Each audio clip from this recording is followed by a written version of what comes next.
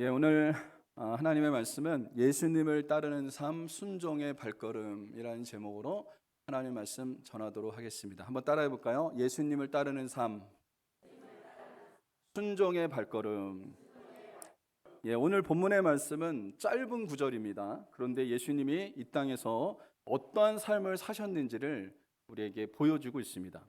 그래서 오늘 본문의 말씀 다시 한번 읽어보겠습니다. 같이 읽겠습니다. 시작.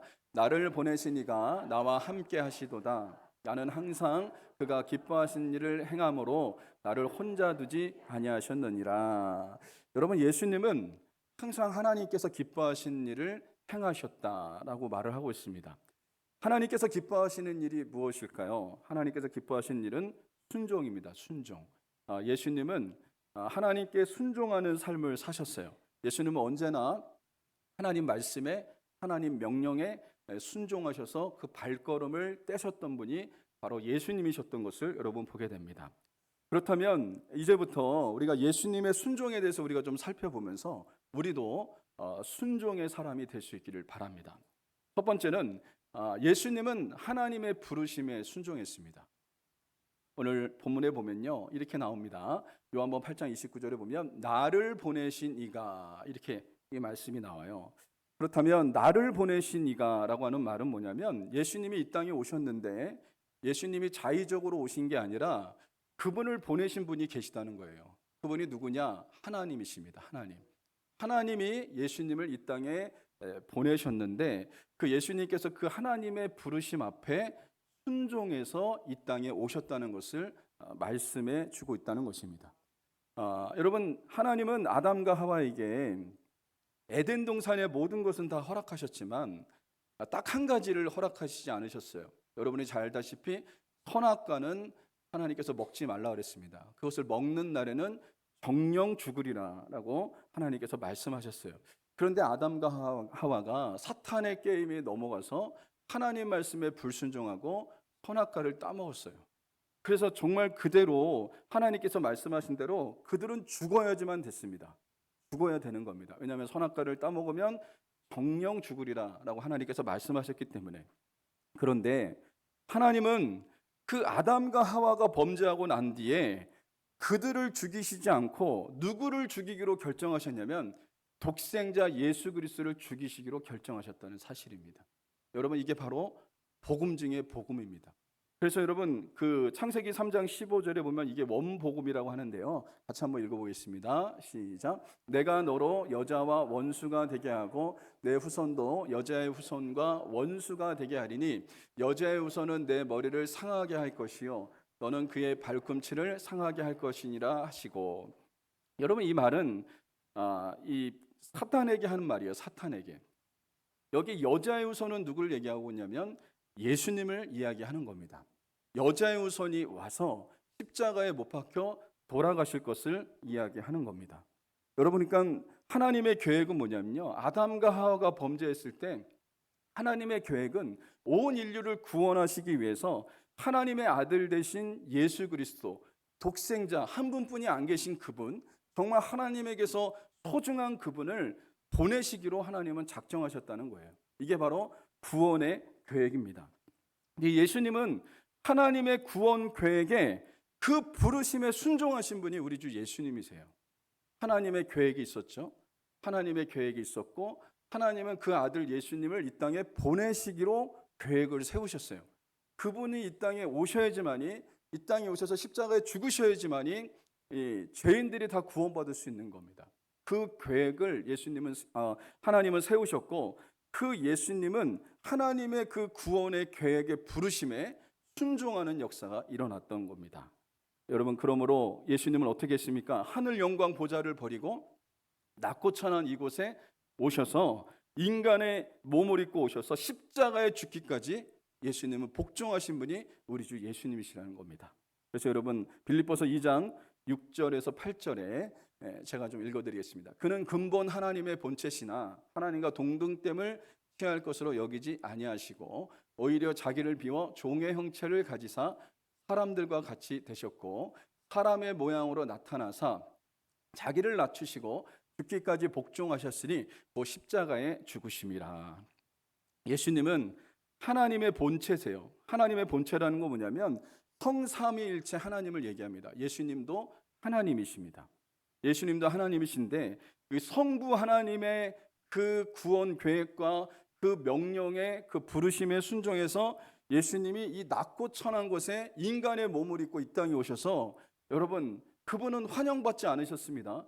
종처럼 죄인처럼 취급을 받았고 죄인이 아닌데도 불구하고 죄인 취급을 당하시면서 십자가의 고난을 받으시고 여러분 죽기까지 순종하시고 복종하셨던 분이 우리 주 예수님이신 줄 믿습니다. 여러분 예수님이 하나님의 부르심에 순종했기 때문에 이 땅에 오실 수 있었고 하나님의 부르심에 순종했기 때문에 그분이 십자가에 죽으셨고 그분이 십자가에 죽으심으로 저와 여러분들이 죄 용서받는 역사가 일어났고 하나님께로 나아가는 길이 열리는 놀라운 역사가 일어났다는 겁니다. 만약 예수님이 하나님의 부르심에 순종하지 않았다면 하나님의 명령에 순종하지 않았다면 저와 여러분들은 구원받을 수가 없어요. 여러분 구원받을 수 있는 길이 없어요. 그런데 예수님이 하나님의 명령에 하나님의 계획에 순종하셨던 분이 우리 주 예수님이시라는 사실입니다. 신학교에 맨 처음에 입학하면 이 부름받아 나선 이 몸이라고 하는 그 찬송을 이렇게 불러요. 신학교 채플 때마다 아주 사명감이 투철하죠. 신학교에 이제 소명받고 구원받고 소명받아서 신학교에 딱 들어가면 그 이제 목사 후보생들 정말 이렇게 막 찬송을 부릅니다. 이 찬송을 부르면서 이 찬송의 가사가 여러분 그렇습니다. 어떠냐면 2절에 보면 이렇게 나옵니다. 아굴골짝 빈들에도 복음 들고 가오리라. 소돔 같은 거리에도 사랑 안고 찾아가서 3절에 보면 존귀 영광 모든 권세 주님 홀로 받으셔서 멸시천대 십자가는 제가 지고 가오리다. 이렇게 부르면서요 주님이 나를 어디로 부르시든지 나는 순종하겠습니다 라고 하는 그런 믿음으로 충만해요. 주님이 저기 시골교회 가라 그러면 시골교회 갈 거고 주님이 저기 아프리카로 가라 그러면 아프리카로 갈 거고 주님이 나를 부르시는 대로 내가 가겠습니다 라고 하는 마음이 충만해요. 근데 여러분 신학교 3학년 4학년이 되면 이런 각오가 점점점 사라지면서 어떤 마음이 드냐면요 큰 교회 가고 싶어요. 그리고 편한 교회 가고 싶어요. 그리고 사례비 많이 주는 교회로 가고 싶은 그런 유혹이 든다는 겁니다. 하나님의 부르심에 순종하겠다는 그런 마음이 점점점 식어지면서 자신이 편한 곳을 찾아가려고 하는 게 정말 그 인간의 마음인 것을 여러분 보게 됩니다. 여러분 우리는 어떻습니까? 하나님의 부르심에 예수님처럼 순종하십니까? 여러분 예수님을 한번 생각해 보세요. 하늘 영광 보좌를 버리고 이곳에 오신 거예요. 하늘 영광 보좌를 버리고 여러분 높은 보좌를 버리고 이 땅에 오셨다는 것 자체가 불편하지 않겠습니까? 여러분이 해외를 나가보면 여러분 어디 시골만 가도 정말 사람이 잘 살지 않는 그 시골만 가도 여러분 며칠 지내는 것은 참을 수 있어도 거기서 여러분 한 달이나 몇 달 지낸다고 생각해 보세요. 여러분 불편합니다. 외국 가면 불편하죠. 집이 좋다라고 하는 그런 말이 나오죠. 근데 예수님은요 하나님이신데 그 영광 보좌를 버리고 이 낮고 천한 곳에 인간의 몸을 입고 이 땅에 오셨다는 거예요. 그분은 하나님의 부르심에 순종해서 이곳에 나왔다고 하는 사실입니다. 이곳에 오셨다고 하는 사실을 여러분 잊지 않는 하나님의 사람들이 될 수 있길 바랍니다. 여러분은 예수님처럼 하나님의 부르심에 순종하십니까? 아니면 하나님의 부르심을 외면하고 있지는 않습니까? 한번 우리 자신을 되돌아보는 하나님의 사람들이 여러분 될 수 있어야 된다는 거예요. 우리는 예수님처럼 하나님의 부르심에 순종하셔야 됩니다. 그럴 때 하나님의 일이 이루어지고 하나님의 영광이 드러나는 놀라운 역사가 일어날 줄 믿습니다. 대학교 총장이셨고 노벨 물리학상 수상자인 바우셔 박사가 이런 고백을 했습니다. 교회 청소는 보약보다 더 좋습니다. 이런 얘기를 했어요. 근데 이분이 81세. 근데 이분이 언제부터 이 교회를 청소했냐? 하나님의 교회를 청소했냐? 여러분 대학교 총장입니다. 배우기도 많이 배웠습니다. 그리고 이 사람은 세계적인 석학입니다. 노벨 물리학상도 받은 분입니다. 그런데 이분이 40세 40년 전부터 교회 예배당을 청소했다는 거예요. 40년 전부터 지금까지 81세가 되는 지금까지 그 사람이 하나님의 부르심에 그 순종해서 교회를 청소했다는 거예요. 그랬더니 이분이 뭐라고 고백하냐면 81세임에도 불구하고 정말 젊게 보일 정도로 건강이 넘치는 사람이 됐다 그래요. 이 교회 집사님이신데 그랬다고 합니다. 여러분, 이분은 하나님의 부르심에 순종한 거예요. 하나님의 부르심에. 여러분, 교회 일이 크고 작은 일이 어디 있습니까? 크고 작은 일이 어디 있어요? 하나님이 나를 부르셨다면 내가 순종하면 그것이 귀한 일이죠. 여러분, 교회학교 교사로 섬기는 일 귀한 일입니다. 그리고 성가대로 섬기는 일 귀한 일입니다. 찬양단으로 섬기는 일 너무나 귀한 일입니다. 여러분, 교회학교 교사로 나를 부르셔서 교회학교 교사로 내가 쓰임받을 수 있다는 건 감사한 일이에요. 하나님 앞에 쓰임받을 수 있다는 것 자체가 너무나 감사한 일이죠.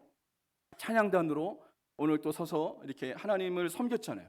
아름다운 찬양으로 하나님 앞에 영광 돌렸잖아요. 이거 너무나 귀한 일입니다. 하나님이 나를 써주시니 감사합니다 라고 우리는 고백할 수 있어야 돼요. 하나님의 부르심에 순종해서 그 일들을 감당할 수 있어야 된다는 거죠. 이것들도 귀하지만 여러분이 분명히 기억해야 됩니다. 교회 식사당번으로 섬기는 건 귀한 겁니다. 왜 그러냐면 제가 좀 설명을 해드릴게요.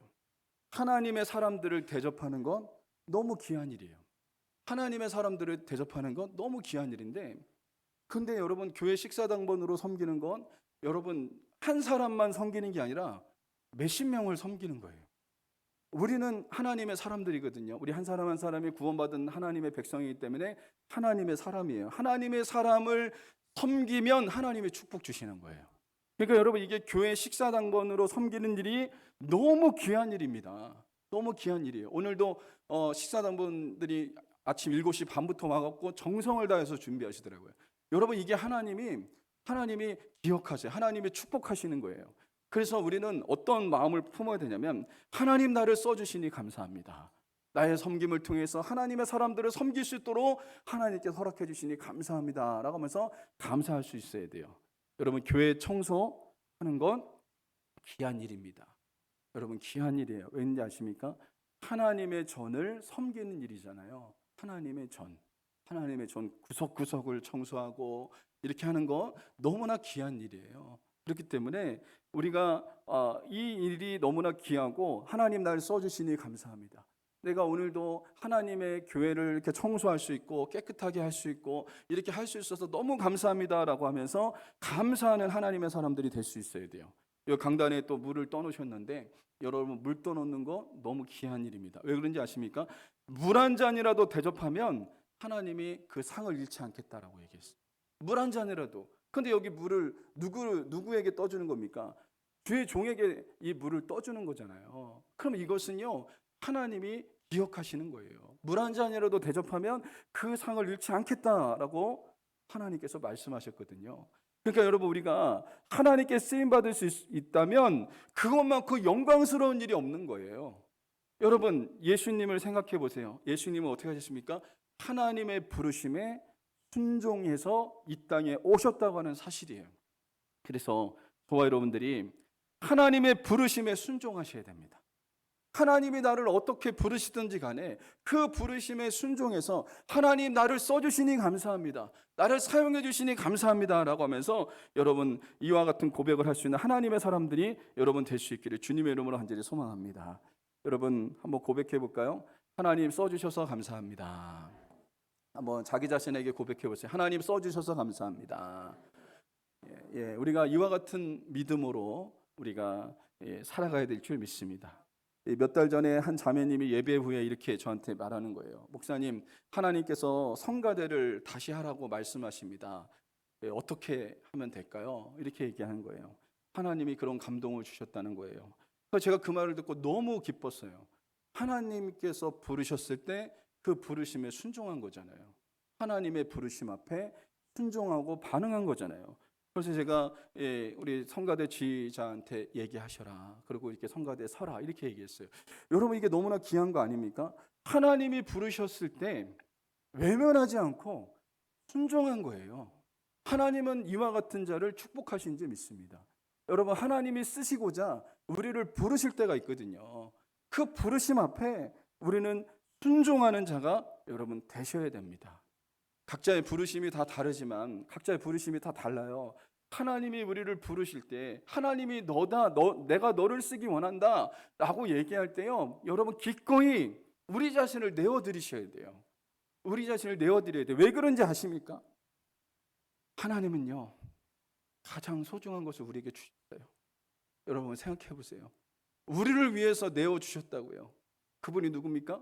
독생자 예수 그리스도를 하나님께서 내어주셨다는 사실이에요. 아끼지 않고 내어주신 거예요. 하나님이 아까워하셨습니까? 우리를 위해서, 우리를 살리기 위해서 그 독생자 예수 그리스도를 보내주시는데 하나님이 아까워하셨습니까? 너무 아까운데, 내 아들 예수를 주는 게 너무 아까운데 라고 아까워하셨습니까? 아니에요. 아까워하지 않으셨어요. 기꺼이 내어주셨어요. 기꺼이 내어주셨어요. 예수님은 어떻게 하셨습니까? 예수님은 하나님이 구원 계획을 말씀하셨을 때 예수님은 하늘 영광 보좌를 버리시고 우리를 살리시기 위해서 예수님은 이 땅에 오셨습니다. 그 부르심에 순종하셨다는 거예요. 그렇다면 우리는 어떤 삶을 살아야 될까요? 주님의 부르심에 순종하셔야 돼요. 여러분 하나님을 생각해 보십시오. 예수님을 생각해 보십시오. 그 예수님과 그 하나님께서 우리를 위해서 하신 일을 생각한다면 우리가 어떠한 삶을 살아야 될까요? 주님을 위해서 우리의 삶을 기꺼이 내어드리는 하나님의 사람들이 되어야 될 줄 믿습니다. 그래서 여러분 마태복음 6장 33절에 이렇게 얘기하고 있습니다. 같이 한번 읽어보겠습니다. 시작. 그런즉 너희는 먼저 그의 나라와 그의 일을 구하라. 그리하면 이 모든 것을 너희에게 더하시리라. 여러분 하나님은 저와 여러분들에게 성실하셨어요. 저와 여러분들에게 성실하신 분이 우리 하나님이십니다. 우리를 살리기 위해서 하나님은 자기의 값진 것을 포기하셨어요. 예수님은 우리를 살리기 위해서 자기 목숨을 포기하신 분이 바로 예수님이세요. 그와 같은 사랑을 받은 저와 여러분들은 어떠한 삶을 살아야 되냐면 하나님이 내게 성실하셨듯이 우리도 하나님의 일에 성실하셔야 됩니다. 성실하셔야 됩니다. 여러분 교회 일이 크고 작은 일이 어디 있어요? 하나님이 나를 써주신다면 영광이죠. 하나님이 나를 써주신다면 영광이에요. 하나님 감사합니다. 나를 써주시니 감사합니다 라고 하면서 여러분 기쁨으로 감사함으로 하나님의 일들을 감당하는 하나님의 사람들이 될 수 있기를 바랍니다. 우리가 하나님의 나라를 귀하게 여기고 하나님을 귀하게 여김으로 하나님의 일들을 내가 값지게 여긴다면 하나님이 나와 관련된 문제 다 해결해 주세요. 여기 말씀하고 있잖아요. 먼저 그의 나라와 그의 일을 구하라. 그리하면 이 모든 것을 너희에게 더하시리라. 내가 하나님의 일에 성실하면요, 하나님은요 우리의 삶에 염려, 근심, 걱정된 문제들을 해결해 주십니다. 네, 이걸 잘 모르세요.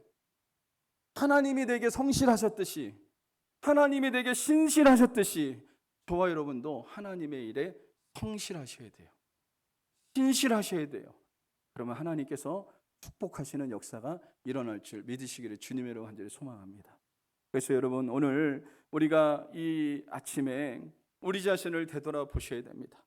내가 하나님의 일에 성실했는지, 하나님의 부르심에 내가 순종했는지, 하나님이 나를 부르셨을 때 내가 외면하고 있지는 않았는지 우리 자신을 되돌아보면서요 하나님 앞에 회개하는 자가 되어야 됩니다.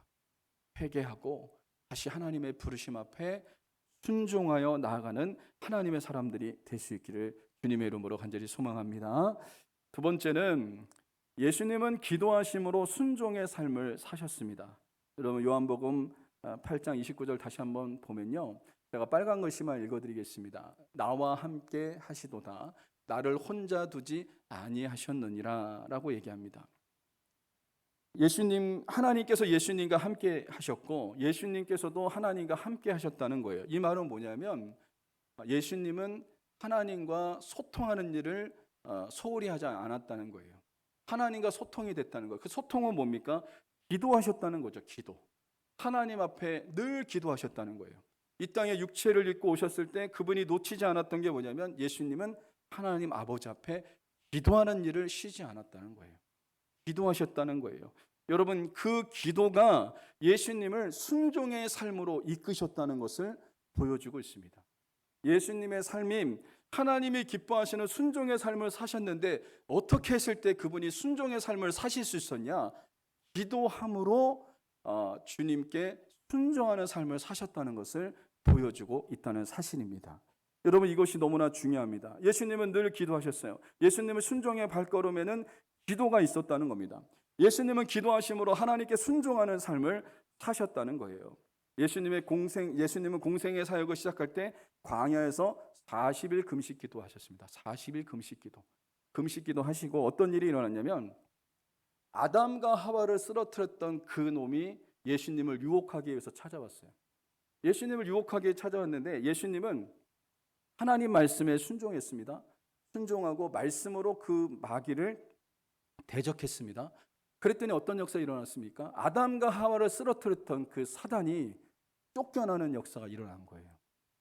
첫째 아담은 불순종함으로 무너졌지만 둘째 아담이신 예수님은요, 순종함으로 마귀와의 싸움에서 이기는 역사가 일어났다고요. 어떻게 할 때요? 예수님이 금식 기도하셨잖아요. 기도하셨을 때 승리하는 역사가 일어났습니다. 예수님은 날마다 새벽을 깨우셨고 예수님은 밤새도록 기도하신 적도 있으시고 또 여러분 예수님은 십자가 지시기 전날 밤에 겟세마네 동산에서 간절하게 기도했습니다. 간절하게. 그 예수님의 그 겟세마네 동산에서 기도를 보면 기도의 특징을 우리가 좀 잘 발견할 수 있는데요. 마태복음 26장 39절 같이 한번 읽어볼까요? 시작. 내 아버지여 만일 할만하시거든 이 잔을 내게서 지나가게 하옵소서. 그러나 나의 원대로 마시옵고 아버지의 원대로 하옵소서. 여러분 예수님의 기도를 보십시오. 이 고난의 잔, 십자가의 잔이 힘들고 어려운 것을 예수님은 아셨습니다.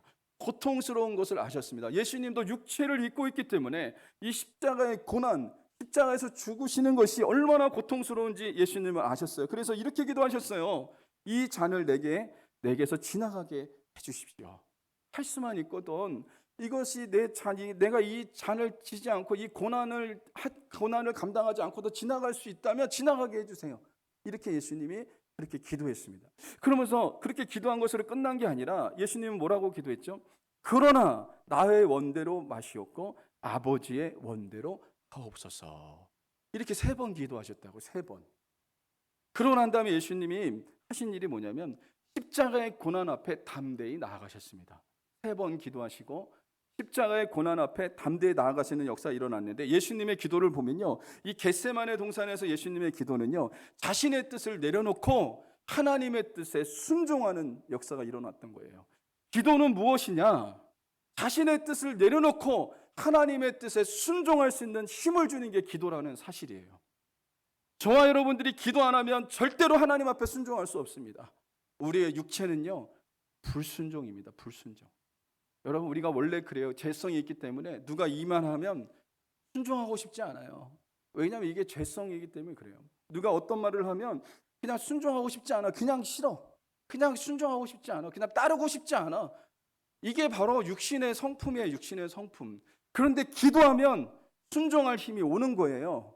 이게 주님의 뜻이라면 그것을 순종할 수 있는 힘이 어디서 오냐? 기도할 때. 기도할 때 나는 죽고 예수님으로 사는 역사가 일어나는 거예요. 여러분 기도하지 않는 사람은 절대 순종할 수 없습니다. 그래서 우리가 예수님을 닮아서 기도하는 자가 돼야 돼요. 기도하는 자. 기도하면 주님 뜻대로 살아갈 수 있고 하나님의 뜻에 순종하는 역사가 여러분 일어날 수 있다는 것입니다. 우리가 분명히 기억해야 됩니다. 기도하는 자만이 순종의 삶을 살아갈 수 있다는 거예요. 예수님이 그와 같은 삶을 보여주신 거예요. 예수님은 어떻게 순종의 삶을 살아가셨을까요? 순종하심으로 하나님이 기뻐하시는 삶을 살아갈 수 있었을까요? 그 이유가 뭐냐면 예수님은요, 하나님과 함께 했어요. 늘 하나님과 소통했어요. 하나님 앞에 기도하셨어요. 기도함으로 순종하는 삶을 사셨다는 것을 보여주고 있다는 것입니다. 2020년 5월 달에 이제 제가 새벽 기도를 하는데 하나님께서 그때 코로나가 한창일 때였어요. 5월 달에 새벽 기도 이렇게 하는데 하나님께서 이렇게 기도하는데 새벽에 기도하는데 자꾸 강단 공사하는 게 자꾸 머리에 그려져요. 강단을 좀 공사해서 여기에서 우리 주일학교 아이들도 좀 뭐 성탄절 때도 발표도 하고 여기서 뭐 찬양단도 이렇게 서서 찬양도 하고 이런 막 그림이 자꾸 그려져요. 근데 코로나가 한창이잖아요. 코로나 한창이고 그런데 어떻게 이렇게 될 수 있을까? 이게 내 생각인지 하나님이 주시는 생각인지 분별이 안 돼요. 그런데 기도만 하면요, 기도만 하면 자꾸 그게 그려지는 거예요. 그래서 너무 괴로웠어요. 제가 너무 괴로웠는데 주일날 새벽 예배 때 또 기도하는데 또 이게 그려지는 거예요. 그래서 주님 앞에 물어보니까 주님께서 강단 공사를 하라는, 그런 강단 이 공사를 하라고 하나님께서 말씀하시는 거예요. 주님, 강단 공사를 하기 원하십니까? 근데 주님이 감동하세요. 그래서 그러면 제가 예배 때 선포하겠습니다. 선포. 그래서 여러분 기억나실지 모르겠지만 제가 예배 때 선포했어요. 하나님 앞에 기도하면 자꾸 강단 공사를 하라고 하십니다. 우리 교회 강단 공사를 할 겁니다. 여러분들 감동되시는 분들 헌금하십시오 라고 제가 그렇게 여러분들에게 도전했던 적이 있어요. 그래서 6월 달부터 2020년 6월 달에 강단 공사가 이렇게 된 거예요. 그때 당시에 여러분들의 헌금으로 이 강단, 원래 이렇게 바닥만 하려고 했습니다. 바닥만 하려고 했는데 그 공사하시는 장로님이 뭐라고 했냐면, 이 목사님 바닥만 하면 이게 하나만 합니다. 이 앞에도 해야 됩니다. 앞에도. 근데 우리가 이 헌금이 나온 거는 이 바닥 공사만, 이제 여기 강단의 바닥 공사만 이 헌금이 들어왔어요. 근데 그 장로님이 얘기하는 거예요. 목사님, 바닥만 하면 하나 많아요. 그러니까 여기 강단도 해야 됩니다. 여기 뒤에 강단 배경 뒤에도 해야 됩니다. 근데 얼마가 들어갑니까? 그러니까 몇백만 원이 더 들어간대요. 몇백만 원. 그때 제가 어떤 결정을 했냐면, 하겠습니다. 그렇게 하겠습니다라고 믿음으로 선포했거든요. 근데 어떤 분한테 말한 적도 없어요. 근데 사모님한테 전화가 바로 온 거예요. 그분이 헌신하겠다고. 그래서 그게 정확하게 채워져서 이 강단 공사를 하게끔 하셨습니다. 여러분, 이 기도하는 자만이 순종하는 삶을 살아갈 수 있는 거예요. 하나님께서 제가 기도할 때 말씀해 주셨고, 코로나인데 힘들고 어려운데 주님이 강단 공사를 하라고 자꾸 말씀하셔서 제가 순종했습니다. 기도하면서 순종했어요. 그랬더니 하나님께서 다 책임져 주시는 역사가 일어났습니다. 지난 수요일 날 새벽에 이 하나님께서 또 계속 저한테 감동을 주시는 겁니다. 저녁 기도를 해라. 저녁 기도해. 이렇게 주님이 감동을 주시는 거예요. 그래서 제가 수요 예배 때 여러분에게 선포했습니다. 이제 이번 주부터 월요일부터 금요일까지 저녁 8시부터 9시까지 저녁 기도를 할 겁니다. 하실 분들은 나오십시오. 이렇게 얘기했습니다. 왜냐하면 하나님께서 저에게 감동을 주셨기 때문에 그래요. 그 말에 저는 순종하는 겁니다. 순종. 여러분, 이게 빌리그레암 목사님이 이런 얘기를 했거든요. 기도는 아침의 열쇠요, 밤의 자물쇠이다 라고 이렇게 얘기했습니다. 아침을 여는 것이 기도로 시작하고 하루의 마무리도 기도로 시작하는 겁니다. 기도로 마무리하는 겁니다. 그러면서 하루에 여러분 기도하는 사람은 죄를 이기는 역사가 일어나거든요. 하루 종일 살면서 얼마나 많은 죄를 졌겠습니까?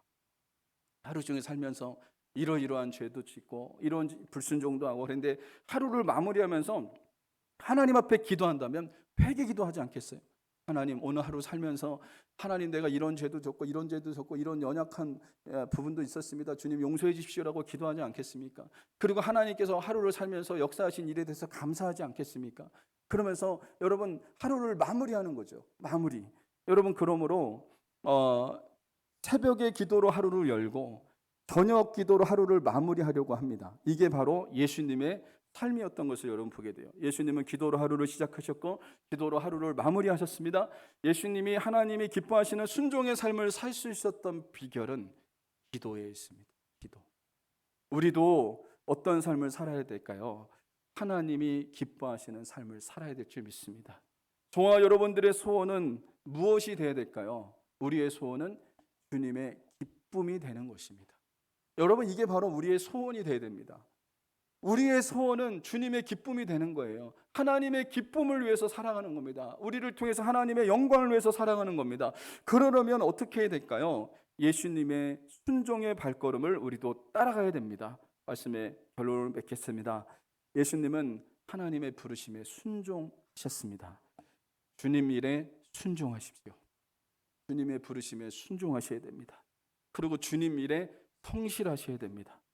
주님이 우리를 부르실 때 순종하셔야 됩니다. 그럴 때 예수님의 발자취를 우리가 따라가는 줄 믿습니다. 여러분, 예수님은 기도하심으로 순종의 삶을 사셨습니다. 우리도 예수님처럼 기도하는 자가 되어야 돼요. 기도할 때 순종할 수 있는 힘이 옵니다. 기도할 때 하나님 앞에 순종할 수 있습니다. 그러므로 여러분, 저와 여러분들의 삶이 하나님의 기쁨이 되어지는 하나님의 사람들이 될 수 있기를 주님의 이름으로 간절히 소망합니다.